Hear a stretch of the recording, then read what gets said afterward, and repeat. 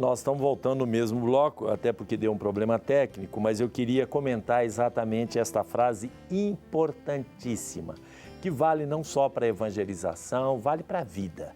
Ninguém pode empreender uma luta se de antemão não está plenamente confiado no triunfo, na vitória. Isso é muito importante. Ou seja, aqui nós temos que pensar em algumas coisas. Ninguém pode empreender uma luta, ou seja, se você vai lutar para alguma coisa, em primeiro lugar, diz o próprio Evangelho, fala isso, você tem que saber, você tem que perceber as suas condições. As condições. Ninguém marcha para guerrear contra um exército que tem 60 mil homens se você só tem 20 mil. Então é complicado. Então você precisa saber se você tem condições. Você vai fazer um concurso que precisa de faculdade de medicina, mas você não fez. É claro que você não vai dar certo. Agora, se você reúne as condições necessárias e a única coisa é exatamente lutar para aquilo, a gente não pode ficar derrotado antes de lutar. Não pode ficar derrotado. E nem pode dizer para a pessoa, não faz isso, não vai dar certo, não vai lá, não enfrente isso, não vai dar certo. Se a pessoa tem a base para aquilo e o que ela precisa é lutar para conseguir, então ela precisa, ao começar a lutar, sabendo das suas condições, que ela tem condições, ela tem que ter a certeza de que vai vencer. Se ela fala, não vou vencer, além de não vencer, a luta será em vão. E se ela tem certeza, tem aquela esperança, aquela segurança que vai vencer, a luta valeu, a luta tem valor, até como experiência. Isto vale muito para o pessoal que vai enfrentar uma prova, um concurso e se prepara. Se a pessoa fala assim, eu vou me preparar, mas eu não vou conseguir, não. Aí danou-se, não vai conseguir mesmo. Para que a pessoa consiga, ela tem que colocar-se numa condição de que vou conseguir. Eu vou fazer todo o esforço para conseguir. E, portanto, é com esta certeza que ela vai lutar. Se por acaso não conseguir, é uma pena, mas valeu. Porque é muito melhor você morrer lutando do que você morrer sem lutar. Muito mais digno, humanamente falando. Então, eu acho que isso aqui é muito interessante. O Papa diz isso. Quem começa sem confiança, perdeu de antemão metade da batalha e enterra os seus talentos. Embora, com a dolorosa consciência das próprias fraquezas, há que seguir em frente, sem se dar por vencido, e recordar o que disse o Senhor a São Paulo: basta-te a minha graça, porque a força se manifesta na fraqueza. Carta aos Coríntios. O triunfo cristão é sempre uma cruz, porém, uma cruz que é simultaneamente estandarte de vitória, que se impunha com ternura batalhadora contra as investidas do mal, porque a cruz já foi vencida pela ressurreição em Cristo. Portanto, a nossa cruz, ela tem uma destinação de ressurreição e não o sepulcro, o silêncio do sepulcro. O mau espírito de derrota é irmão da tentação de separar prematuramente o trigo do joio, resultado de uma desconfiança ansiosa e egocêntrica. Então, o que está sendo dito aqui pelo Papa é que isso parece muito com aquela pessoa que quer resolver as coisas antes do tempo necessário. Bom, nós não tivemos exatamente o quarto bloco total, mas já estamos entrando no quinto bloco e vamos começar agora com a participação da Maíra a responder às questões que existem para a nossa resposta, para depois poder fazer no sexto bloco. Antes de chamar um vídeo sobre o meio ambiente, sobre a ecologia, vamos então começar a responder as primeiras questões. Bom dia, Maíra. Bom dia, Padre Cândido. Bom dia a todos que estão nos assistindo. A primeira participação é da Marlise, da cidade de Santa Luzia. Dom Valmor usou a metáfora "o coração de Minas" para se referir à Serra da Piedade. Quais as conquistas e desafios deste santuário? Na verdade, o santuário é um complexo. Além do aspecto devocional, que para nós é tão importante, né? Padroeira de Minas Gerais, lugar de peregrinação, histórico, isso tem algum século pelo menos, que lá tem essa tradição de peregrinação, de romarias. Isso é muito importante. Mas junto com isso também vem uma série de outros aspectos turísticos, lugar de lazer, de contemplação, né? Lugar de fazer um passeio com a família. E eu recomendo que não vão à Serra da Piedade pela rodovia da morte, que não vai terminar nunca, porque nunca vai conseguir terminar aquilo ali, e ela é uma rodovia péssima.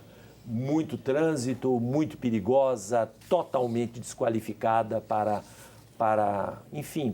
passar, né, para transitar.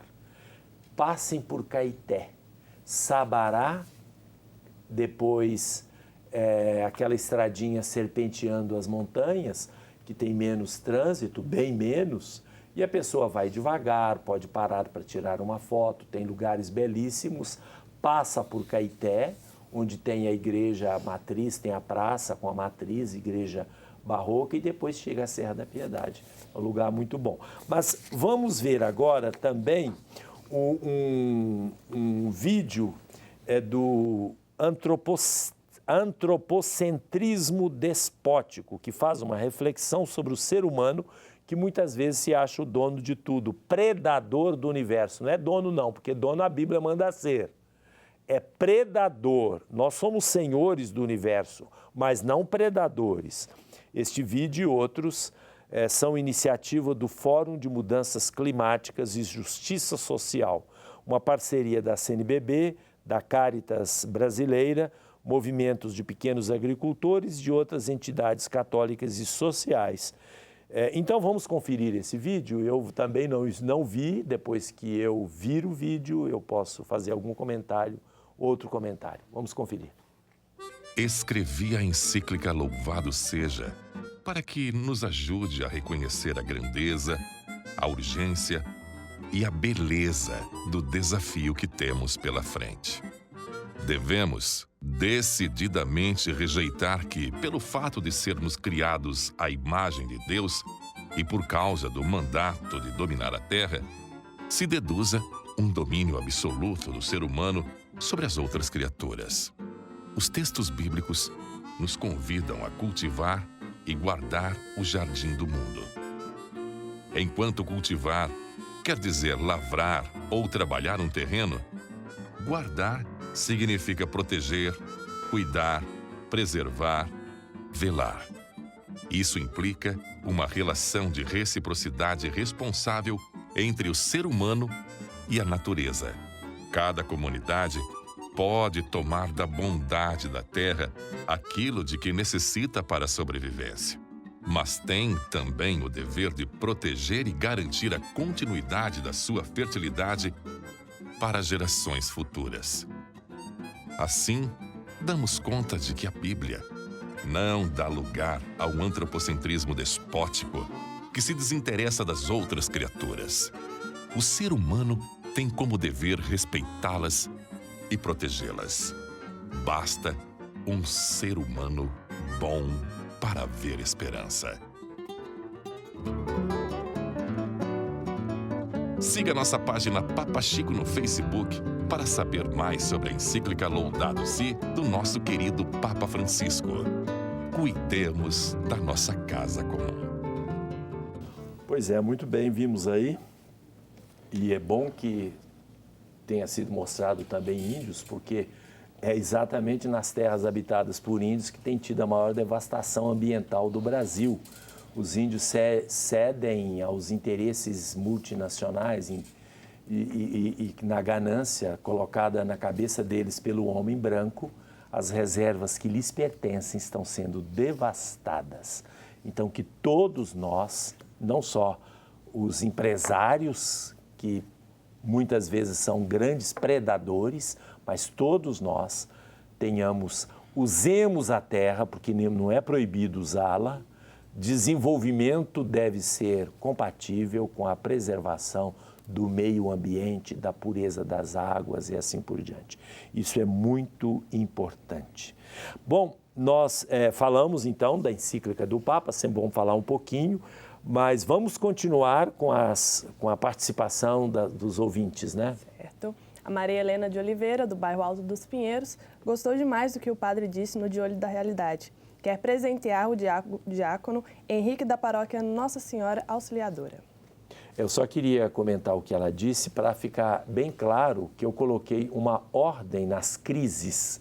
Ao invés de ficar falando só da crise econômica, a crise econômica ela é produzida. Então, em primeiro lugar, a crise é moral. Em segundo lugar, é credibilidade. Em terceiro lugar, é política. E em último lugar, mas não menos importante, é a ponta do iceberg que nos afeta a todos. Mas não adianta querer resolver crise econômica e não vai resolver se não ir lá nas raízes. Tá? O Gustavo Barbosa, do bairro Ouro Preto, ele pergunta, qual é a possibilidade de dar o curso de teologia no sábado? O curso de teologia no sábado é complicado, né? Primeiro porque sábado de manhã eu estou aqui e depois sábado é quase sempre o dia que a gente está envolvido com a pastoral de fim de semana, as missas do sábado e domingo, então é complicado. Nós tivemos como alternativa à noite, não termina tão tarde assim, termina às 21 horas, na terça-feira, o curso de teologia. Vani de Oliveira, do bairro Riacho, em Contagem, gosta demais do programa e dos ensinamentos que o padre faz. Ela quer presentear com o kit o padre Moisés, que é pároco da paróquia Sagrado Coração de Jesus, no bairro Riacho. Bairro Riacho, o padre Moisés, ela quer presentear. Depois, no final, nós vamos ver, então, vamos tirar aqueles que querem presentear os padres para dar esse kit. Para mim, o grande presente está aí no livro Dicionário do Vaticano II, porque é muito útil para aqueles que querem rapidamente, né, conhecer um pouco toda a terminologia do concílio, as constituições, o resumo.